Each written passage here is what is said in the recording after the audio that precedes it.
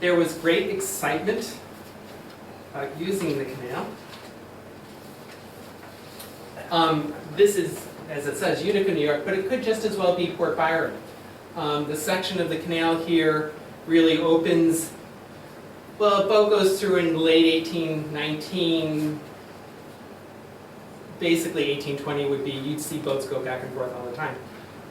You see how the ground here is still unturfed, the grass hasn't grown in. That would have looked that way here. A quote that fits this description really well, about the same year. We left Utica at 10 p.m. and the ear was saluted from a great distance up and down the canal by the music of bugles, horns, and trumpets, some of the boatmen sounding their instruments most sweetly. We have passed during the night Whitesboro, Oriskany, and Rome. This is the point. 3 mushroom villages, which with many others has sprung up as with the magic of Aladdin's lamp. And you saw that in this area, Weedsport. Okay, Montezuma was sort of still there, but beforehand, but it also prospered. Certainly Jordan, all these communities suddenly just blossomed. Oh, a better example. This is downtown Buffalo. Okay. I have to admit, last time I was Buffalo, it was fast approaching that, but I shouldn't say that. This is actually, I'm probably going to take too long to. That's all right. This image is done by Captain Basil Hall from England, and he's using a device that's kind of like an early camera. It's a mirror, so he's actually sketching this on a reflected view of the scene. So it's probably very close, yeah. Camera lucida. Now he's standing there. If he had turned slightly to the left, and there's another image that fits that, you would have looked right into Lake Erie. So you're right at that junction where the canal goes into Lake Erie. But within a few years, especially once the Midwest gets settled and it starts sending its grain and stuff to New York City, the real estate in Buffalo becomes probably the most expensive in the world because it's the transshipment point. And all of that went right behind this house. Okay, when you think about it. The lifeline of the nation was out that door. So I'm just making it. As an indication of how the people in the village thought, their great expectations.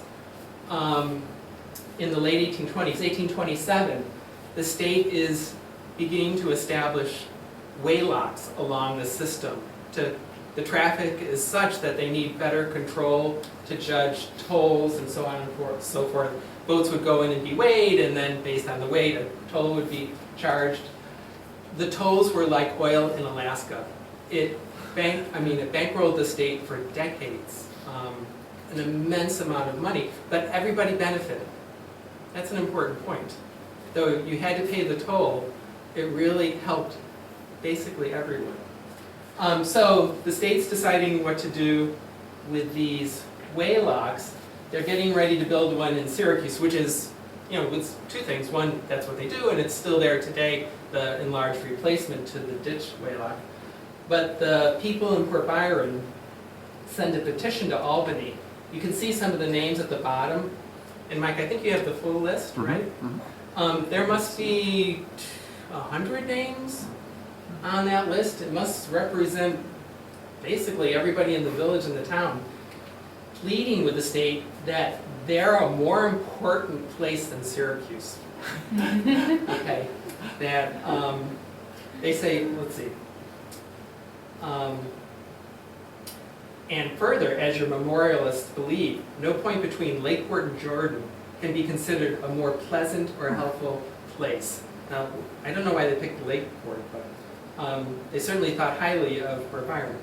Under all these considerations, let's see, this will become the greatest depot of produce and merchandise between Rochester and Syracuse. Okay, so they were thinking big. It didn't happen.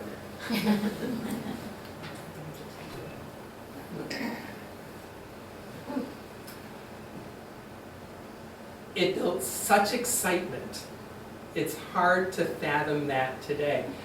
This drawing is done by an Irish immigrant, somebody who I've spent a lot of time studying. He's doing this drawing in the 1850s in the midst of the enlargement.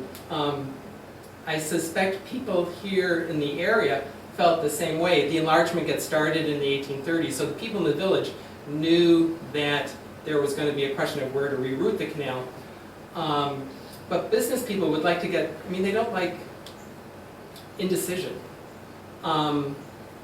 What happens is the state goes great guns in the enlargement, and by 1842, in the midst of a national depression, the state nearly goes bankrupt. Can you imagine New York State almost going bankrupt? And they call a stop to all the work. So places, Cayuga County, Wayne County, Monroe County, Orleans, they get caught short. Some of the work is done, some isn't, but if you were a business person wanting to make sure your warehouse was in the right place, you didn't know.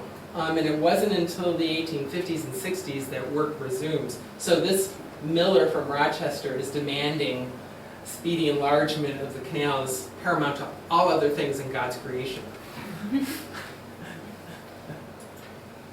In his lifetime, that miller's lifetime, Rochester, and the same applies here to Port Byron, there was nothing and suddenly there's a whole lot. So here is a piece of wallpaper that I found on the inside of a traveling trunk. You know, it's about this big. The fact that it's wallpaper means that it was mass produced, which means that somebody thought there'd be a market for wallpaper that showed this grand accomplishment of the Erie Canal. This is the aqueduct taking the canal over the Genesee River in Rochester.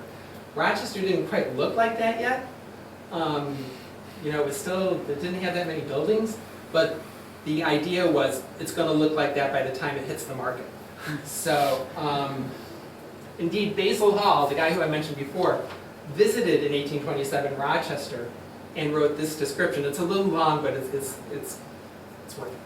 Everything in this bustling place appeared to be in motion. The very streets seemed to be starting up of their own accord. And remember, this would be happening here in Port Byron. Ready-made and looking as fresh and new as if they'd been turned out of the workman's hands but an hour before. Or that a great box full of new houses had been sent by steam from New York and tumbled out on the half-cleared land. The canal banks were at some still unturfed. The lime seemed hardly dry in the masonry of the aqueduct and in the numberless great sawmills and manufactories. In many of these buildings, the people were at work below stairs, while at top the carpenters were busy nailing on the planks of the roof. Some dwellings were half painted, while the foundations of others within 5 yards distance were only beginning. I can't say how many churches, courthouses, jails, and hotels I counted, all in motion, creeping upwards. Several streets were nearly finished, but had not as yet received their names, and many others were in the reverse predicament, being named but not commenced. I need not say that these half-finished, whole-finished, and embryo streets were crowded with people, carts, stages, cattle, pigs, far beyond the reach of numbers. And as all of these were lifting up their voices together in keeping with the clatter of hammers, the ringing of axes, and the creaking of machinery, there was a fine concert, I assure you. It was a sound that people were very unfamiliar with. Many of the people who come here to Port Byron or to Rochester, they're coming from very rural farms in Connecticut or Massachusetts or to the south. So this idea of just a new beginning, a new life, certainly, I mean, it was a positive thing, but it was also a very disruptive thing. People no longer had the stability, the sense of stability of being on a farm where their family had been for generations, where everybody knew everybody else. Okay, so now here in Port Byron, you have people from Virginia, Connecticut, Massachusetts, and everybody sort of had to get along, but that didn't happen. And I've got to be careful that I don't go too far into religion, but people reached out for whatever they could to kind of secure their sense of place in a new society. I think that was well done. Okay.